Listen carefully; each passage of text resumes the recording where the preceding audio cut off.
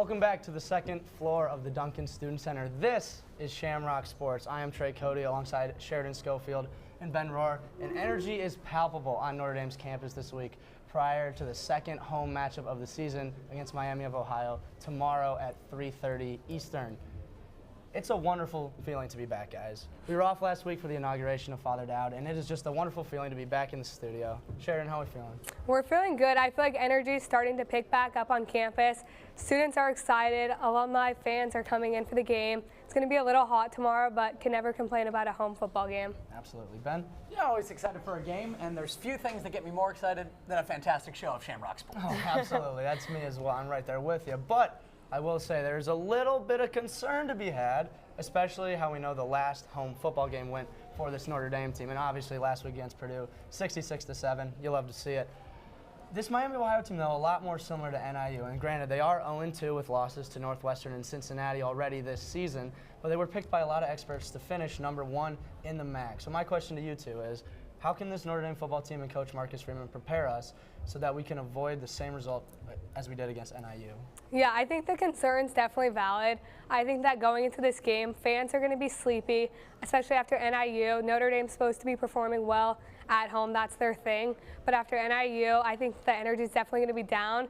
It's going to come down to the players, I think. They need to be treating every single game like a playoff game from here on out and just have that same intensity that they had Texas A&M week 1. Yeah, absolutely. I think this one's going to come down to the coaching. The Miami of Ohio, they have not won a road-ranked matchup since 2003 with Ben Roethlisberger. Their coach, Chuck Martin, former Notre Dame assistant. They are going to be out of their minds for this matchup. Freeman needs to have the Irish ready. I think they found the formula that works last week at Purdue. Obviously, 28 points in the first half, relying on that run game, getting the ball to Price, Love, Leonard, all three, spreading it around and absolutely suffocating on the defensive side of the ball. I think that formula is going to get the Irish there, and I think so this one is about mentality, not looking forward to that Louisville game, making sure this trap is not fallen into like NIU was. This one is about coaching. It needs to be that level of intensity that we saw from Freeman leaving the tunnel at Texas A&M. Ben, a little follow-up there. And we've seen very different sides of this Notre Dame football team this season. Obviously, Texas A&M was fantastic. Purdue last week, fantastic. NIU, not so much. Would you predict this game to go more like the NIU game that was at home 2 weeks ago or the Purdue game from last Saturday? I would be just disappointed beyond belief if the Irish come out and have another flat performance like they did at NIU. I think that loss has to be weighing on this team more than any other loss in recent history after that Texas A&M victory. You have to believe they're going to have the intensity and the scheming, really, that worked so well at Purdue with this Miami, Ohio team not being different enough or scary enough to really change anything that worked so well last week. Yeah, well, we're all hoping for that result. We'll be back right after a quick break. Stick around for more on Notre Dame football. Welcome to Shamrock Sports. My name is Tyler Reedy, joined alongside Avery White and Cooper Van Driesch. And hey, we've got a great show on tap today as the anticipation is building with Notre Dame football set to take the field once again tomorrow. I know. I'm looking forward to seeing how the Notre Dame offensive line comes out. Check up. Let's go. That position group will be critical for the Irish. Hey! That's and one. That's and one. Hey, I hate to be that guy, but we're kind of in the middle of something here. It's pretty important. We know you guys want to play too. I mean, we need 3 more. 3 more? Yeah, I've been waiting for this. Come on.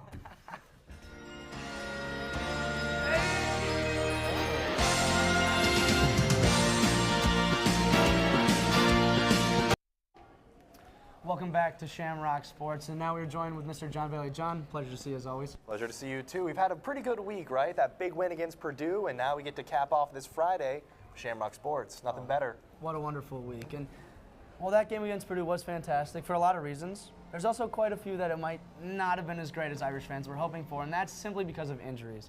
And there were a lot of injuries, specifically a big one to Jordan Botelho, someone on the D-line, losing a big man up front. Sheridan, how can we replace him, and what are we losing in Jordan Botelho? I think that we're definitely losing that consistency, But I think that at the end of the day, the defense is still one of our strongest pieces. I think that his replacement, Traore, will definitely be bringing a lot of athleticism, especially after his 34-yard run at Purdue. I think he definitely helped prove himself there and just showed that he's able to fill in that gap.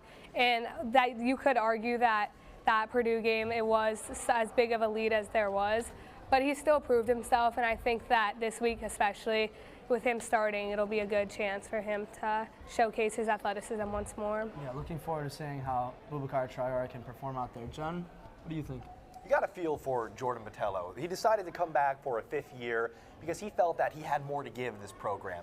He loves his school. He could have transferred at any point, but he stayed here. And he's one of those guys that you always hear about doing great things in practice, making big plays in the spring game, and it's finally going to click this year. Big offseason, best shape of his life, but it really hasn't. You've seen flashes of it before. During his junior year, he had a big game against Syracuse, and then later in the season, another monster performance against Boston College.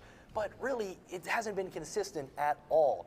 And we were questions if we was ever going to put it together. This season, through the first 3 games, it looked like Botelho had finally made that leap. He made a big decision in the offseason. He gave up eating hot pot, his favorite food. He dropped 20 pounds. He was leaner and faster than ever. And we thought he might finally reach double-digit sacks. And then with a thud and a pop, ended his season right there. And you saw how much it meant to the players on the team. Everyone rallied around him. He had a swarm of golden helmets around that injury cart, and everyone said they were going to pray for him and play for him. That line is going to be inspired. Boubacar Traore, Jason Onye, even Bryce Young. I can see all of them really stepping up this year. You said Boubacar's athleticism, his speed is what makes him so elite. When he was taking that 34 yards to the house, I thought he'd start high-stepping like Deion Sanders because it's his biggest strength, and it's really going to come into play this week in the backside pursuit against Miami.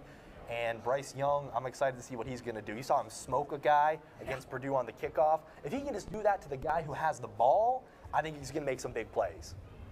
Yeah, absolutely. I think on the field is really, I'm excited to see Traore play. I think the fact that he had such a profound impact on that game in what was really garbage time minutes as soon as you hit the second half of the Purdue game, and he was still getting pressures over and over again, not to mention the interception, but I just thought I was really, really impressed with how much I was saying his name, you know, in this blowout victory for the Irish. But I think really where I'm most nervous about the Botelho loss is inside the locker room. You're going to need, you know, Riley Mills or Oben to sort of step up in terms of leadership because Botelho was truly such a veteran presence on this defense. While I think it'll still have the same suffocating effect on this Miami, Ohio team, I think it's going to be seeing if that leadership hole is filled more than, you know, maybe on the field.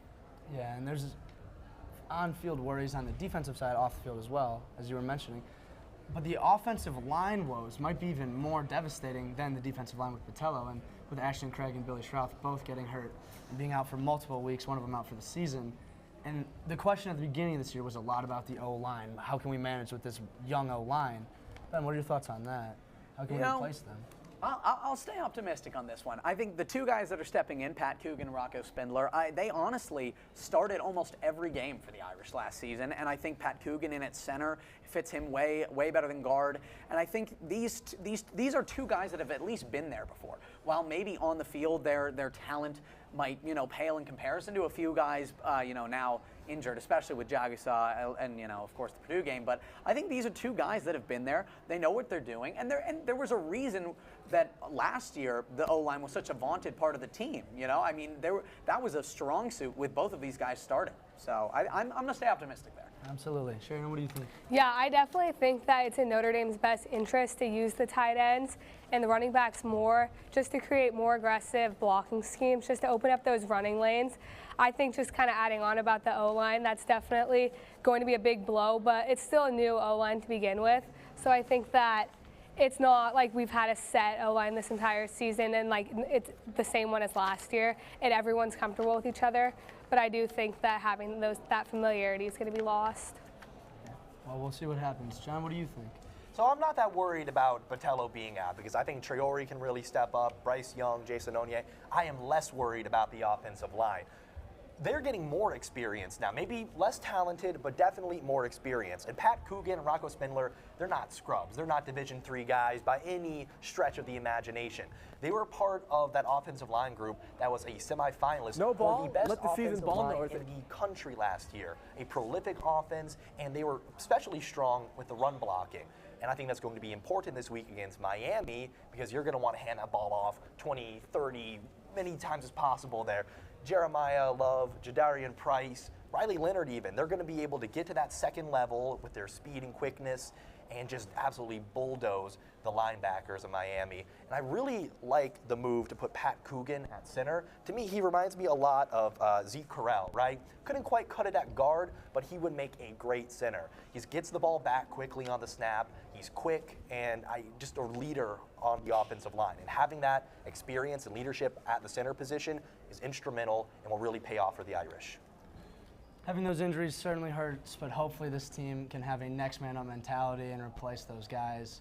We'll see what happens tomorrow, but we're hoping for the best over here at Shamrock Sports. Don't go anywhere. We'll be right back to talk a little bit about the quarterback room and maybe some issues that we've been having right after this quick break.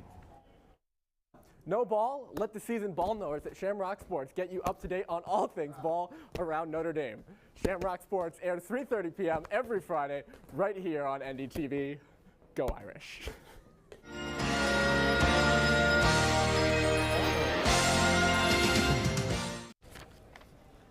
After the Purdue game this past week, Marcus Freeman had quite a few things to say about the quarterback room, as obviously that's been a large concern.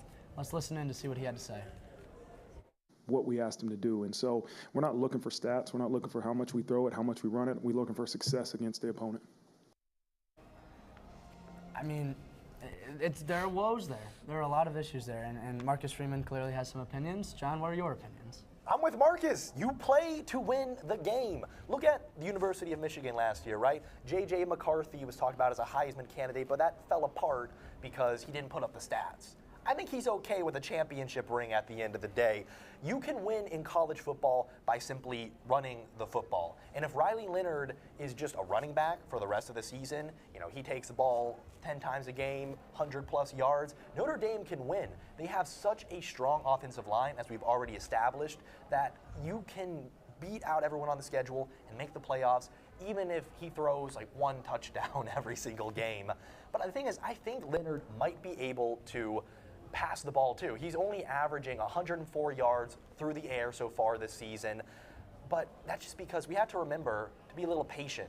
He didn't have a spring. He was coming off his ankle surgery, and with a new offensive coordinator, a new quarterback, new receivers, it's just a lot to get things right. You got to hit the ground running, and it's not always going to work out. We've seen him before. He has the talent. He made those big runs before. He lowers his shoulder. He's able to run the ball. We know that already. But he's got great touch on those deep balls, too. He's able to really he loves throwing that back shoulder fade to the sideline. He can hit those throws with some great accuracy. And above all, I just think he's going to be able to make some plays through the air. Might not be super consistent, but I guarantee you he's finally going to get that touchdown this week. And I would not sell my house on Leonard Island. And when he finally does throw that touchdown, everyone's invited to a party there. Well, I was about to say, John, I mean, certainly we're hoping that Riley Leonard can turn it around this year. But as of today, he has the same amount of passing touchdowns as all four of us on this desk combined. I haven't had a snap yet. So, I mean, I don't know what he's doing out there. But, Ben, do you think that Riley Leonard can turn it around maybe? I do, and you're never going to take him out. He's playing incredibly well. That was just truly an impressive performance at Purdue. But I think if the Irish finally meet a team that is able to stop that run game, you can't hesitate to move to Angeli. There have been, obviously the pick against NIU is sort of the most glaring example, but there was throw after throw where it felt like Angeli could have made that pass. Watching that deep ball in Purdue to, I believe it was Jaden Harrison, which just caressed right over both of them into the breadbasket. I had not seen Leonard make a throw like that yet this season, and it was sort of like, oh, where was this? So I think you're never going to take Leonard out right now with the way he's playing and the way these games are going. Even with the NIU game, I'm not saying Angeli wins that game, But I am saying if things start to fall apart, and I'm not saying they will against Miami, Ohio this week, if they start to fall apart in the trenches there, you've got to be willing to turn to Angeli. You just have to. We have not seen the arm from Leonard that the Irish need. But can Angeli run? He's going to get absolutely swarmed by those elite defenses. That's fair. That's fair. But I mean, the worst, arguably the worst play of the game the Irish had was a massive sack at this against Purdue, and then the very next play, Angeli ripped off about a 35-yard run where he got to the outside, set an edge, and just streaked up the sideline. And it was like, oh, so maybe he can do it too. But I'm not believing in Leonard. You got to leave him in there. But I think you can't hesitate to switch to Angeli. Angeli's got the old man Kirk Cousins speed. Yeah, He does. He absolutely does. Sheridan, what do you think about Riley Leonard, Steve Angeli? What do you think about this whole debate? Yeah, I definitely think that Notre Dame, they're recruiting like 4-star athletes, quarterbacks out of high school. I think that the problem is they're not utilizing these guys. If you are one of those people who are an elite high school quarterback, like, it makes you wonder, why would you want to come to Notre Dame? As you see, they keep continuing to recruit people from other universities. I think that Notre Dame does need a quarterback who will be able to pass effectively, kind of like what Ben said. If the time comes and they do meet their match and Leonard's no longer able to run, I think it does get kind of tricky, though, because how do we know that Angeli is able to perform in those high-pressure games? He's never been tested there. Yeah, he can do well against Purdue, but so can C.J. Carr, so can Riley Leonard. I don't think that means much. I think that they would have to test him in a setting, even like Louisville, just to kind of get a sense before they throw him out there for FSU or USC. And those are the teams that I think would be able to match like Leonard and not let him run as effectively. Well, I think that's a very interesting question. I think, what would it take to bench Riley Leonard in one of those bigger games against an FSU, USC, that's more towards the end of the season, or even a Louisville, which is just a week away from tomorrow? Ben, what do you think it would take to have Marcus Freeman go out there and bench his captain? Honestly, I don't really think Freeman will do it. After I think what is the point is NIU. Is you get a game where the Irish just cannot move the football. You need to open it up vertically and find the receivers. The secondary of NIU was just punishing, and Leonard was not able to make the precise throws down the field specifically.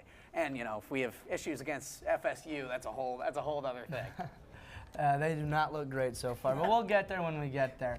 For now, we'll hear about the Notre Dame hockey schedule. The men's hockey team just released their schedule. Kean Baggenstones with more on that.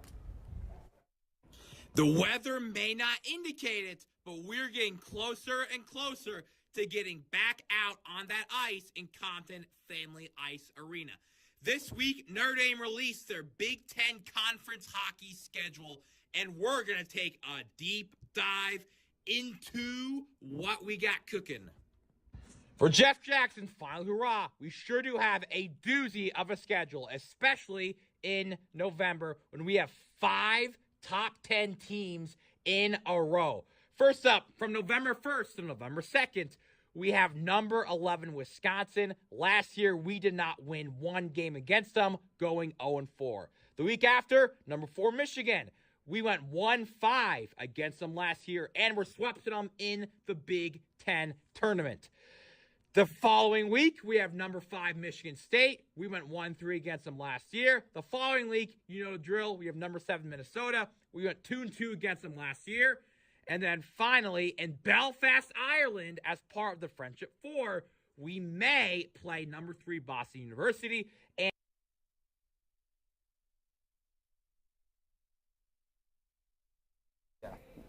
Hello and welcome back to Shamrock Sports. And everyone's very excited about the Miami, Ohio game tomorrow on campus. But first, it's time for my favorite segment. I think all of our favorite segments here at Shamrock Sports. It's Sham Bookie time. We're trying to make all of our viewers some money. And there's a lot of really nice lines out there. I've been eyeing a few. We all picked one. Ben, let's start with you. What do you think? Oh, well, I'm gonna have the Wildcats of Kansas State traveling to Provo, Utah, to face the Cougars of BYU. Both teams 3-0. This is their first Big 12 action of the season. But you got to look at who BYU has played. Southern Illinois, SMU. Not exactly, a terrifying schedule so far. They're only allowing 263 yards of offense against their defensive game. Really, playing well, but they have not faced the likes of Avery Johnson and his luscious blonde locks yet. DJ Giddens going to to provide some issues for this Cougars defense. And I like Kansas State to sort of establish themselves as a really, really strong team in this top 15 and give the Cougars all that they can handle and cover that 6.5 there. I like that a lot. I absolutely love that pick. I'm going to stick in the Big 12. Another two teams playing their first Big 12 matchups of the season. Cincinnati taking on Houston. I'm picking Cincinnati -3.5 at home to beat Houston, who, quite frankly, I just don't think they're very good. Cincinnati's fine. They're great. They're 2-1. Their only loss is to Pittsburgh this year, a half-decent Pittsburgh team. Pittsburgh's great. They that was are. my Shamrock Bookie 2 weeks ago. I think Pittsburgh's not bad for an ACC team. Better than we were last year, absolutely. And they only lost that game by 1. They're coming off a win against Miami, Ohio. We'll see how that goes tomorrow. But they beat them not too handily by about 8. But I really just think that this Houston team is not good at football. Their only win is against Rice, who they beat them 33-7. They lost to UNLV, who might be the Group of 5 school to make the playoff this year. They just beat Kansas, but 27-7. The Cincinnati team has a dynamic pass game. They do a lot of play action, a really strong backfield, got over 200 yards in that Miami game, and their defense is aggressive and forces a lot of turnovers. I like Cincinnati -3.5 at home. Book it. Yeah, my pick, I'm going with Michigan, the Wolverines, to cover the 5.5 spread over USC. I think that Michigan did start off the season a little bit rough, especially coming off the national championship last year. But I still think that the Wolverines, they hardly lose at home. And I think that USC, they get scared on the road. I think that they have a lot of issues with traveling. And I think that the atmosphere at Michigan will be a lot. I think that there are some things to consider, like Michigan, new coach, new quarterback, this is the new quarterback's first game. I think that's a lot to consider, but I still think that they have it. I think that they can for sure cover the 5.5 spread. Yeah, USC is really going to get tested at the Big House. That's a really tough place to play, as Notre Dame fans know. Yeah. Do we want USC to lose or Michigan to lose more? I got to know. Let's hope they both lose somehow. John, let's go to you. What's your pick this week? All right, guys. I got Boston College -6.5 at -110 odds to beat Michigan State at home. And I got to ask you guys a question first. Do you know Bill O'Brien's nickname? B.O.B. No. Some people think that, but really it's the Teapot, nicknamed by Tom Brady himself because he would boil over in the quarterback room whenever he would get so mad at the smallest mistakes. But it worked. It motivated Brady and even backup quarterback Brian Hoyer. And I think old Teapot's been boiling over in Chestnut Hill too, because this Boston College team is playing at a level that exceeds all expectations heading into the season and is really predicated on that great offense and offensive line play. They run the ball 81% of the time. That is 4th in all of the FBS. They really grind out these games, but they're not afraid to throw the ball either. They have quarterback Tommy Castellanos. He reminds me a lot of Doug Flutie, right, in the modern game. He's small and undersized, but he's quick, and he can still throw it all the way down the field. You saw him make some big plays against Missouri that kept the Eagles in the game. And let me read you some stats. He's top 10 in total QBR in the country, top 10 in completions of over 20 yards, and I really think he's going to be able to make some big throws that'll put the Spartans away late. Love that pick. BC has certainly been one of the most surprising teams this year. Tommy Football, they call him up there in Boston. Boston College should look good this weekend. That's Sham Bookie from us. Well, Trey, I think I may actually have a bit of a bonus bet this week. What are we doing here? Not to take it What back are we doing here? to the Michigan USC game, but you said, is there a way they could both lose? Guys, go ahead and look at the graphic. Go ahead and give me the earthquake in the Big House this week. Come on, earthquake. USC, Michigan could be a massive, massive game right there. Give me the earthquake to cover the stadium. What are the odds on that? The odds they're low, but I'm rolling big this week. Come on now. -10,000. Well, we'll be right back after another short break. Last one, stick with us. We'll be right back with score predictions. We'll let you know how Notre Dame's going to fare tomorrow against Miami, Ohio. We'll be right back. Hey Irish, if you want to hear the news from campus this week, watch some exciting segments, or learn about this coming weekend's campus events, make sure to tune in to ND Sunrise, which airs every Friday morning at 9 a.m. on the NDTV YouTube channel. Welcome back. Last time we're up here for this current show, and as we always end, it's time for Notre Dame score predictions for the game tomorrow. Kicking off 3:30 Eastern, should be a good one. Hopefully Notre Dame ends pretty well, but we'll let you know what we think right now. Ben, why don't you start us off? You know, I've stayed optimistic on the show, and my pick's going to stay there. I like the Irish to get 38-7 victory tomorrow. I don't think the Miami offense is going to be able to get anything going on the defense. I think they've really sort of found just the formula that they needed at Purdue to just sort of run that again against this Miami team. And I think they're just, I don't see them getting more than 7 points. And I think the offense really, I mean, they have enough time on the field to sort of put together a solid 38 over the course of the game. I like a solid win for the Irish. I'm there with you. A little bit less optimistic, just simply because of NIU. In the NIU game, I predicted a 45-point victory for the Irish. We all know how that went. Not going to make that mistake again. Not quite 45. I think Miami of Ohio is half decent. I think they're a good football team. As I said at the top of the show, they were predicted to win the MAC by a lot of experts. I'm a little bit more cautious. Let's go with 27-13. I think Notre Dame's going to win. I think they're going to win by a few scores, but I don't think it's going to be the absolute blowout that everyone is expecting or was expecting against NIU. It's going to be, the first quarter might be a little rough. I think we'll open it up, but just hoping that Notre Dame can take care of business and win by a few scores, but I think it's going to be a lot tighter than a lot of people are predicting. Yeah, kind of adding on to that, if NIU would have gone differently, if it was a much higher scoring game for Notre Dame, I would have definitely had a more optimistic view of it. But I'm also going to stay pretty reasonable. I'm going to go 37-10 for Notre Dame. I think they could start off the first half pretty slow. I think that they could maybe give up a touchdown and a field goal, but then I think the second half is their big scoring time. Wrap it up then, right? So we are a little bit afraid of the NIU game. That's the boogeyman that's been haunting our nightmares. We see those Huskies in the graveyard absolutely. chasing after the leprechaun. It's been a rough 2 weeks.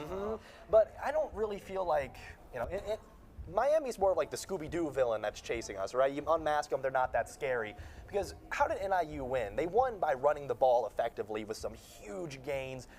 Miami averages 32 yards per game on the ground. So that means they're going to have to turn to their quarterback, who actually throws more interceptions than touchdowns. And Notre Dame has a top 25 passing defense in the country. I don't really see the Red Hawks getting anything going this game. And on offense, Riley Leonard doesn't have to throw the ball once, because Miami gives up 182.5 yards rushing a game. So just hand it off. Jadarian Price, here you go. Let's feed you. Let's give you some more Jeremiah Love, please. Riley, another touchdown? Yes, sir. And it's just going to be an absolute blowout, drubbing on the ground for the Irish as they cruise to an easy 41-10 victory. We're all hoping for a Notre Dame victory here. For John Biley, Sheridan Schofield, and Ben Rohr, I am Trey Cody. This is Shamrock Sports. We'll see you next week, and go Irish. Oh, good.